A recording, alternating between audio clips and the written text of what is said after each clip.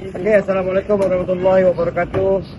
Terima kasih kepada Ustaz Sofian kerana menguruskan agihan daging korban bagi pihak kami di Perubatan Pau dan di Sungai Petani.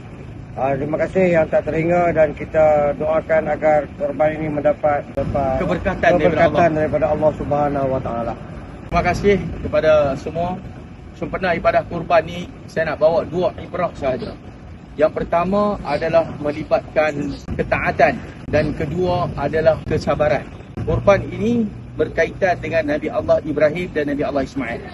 Nabi Ibrahim apabila bermimpi satu malam dia terpaksa sembelih anak dia. Ini adalah satu ujian daripada Allah Subhanahu Wa Taala yang nak tengok kepada ketaatan Ibrahim, adakah sanggup.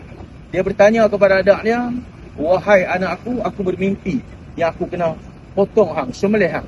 Apa Ismail bagi tahu? "Wahai ayah aku, hang ikut saja perintah yang dibagi tahu oleh Tuhan hang.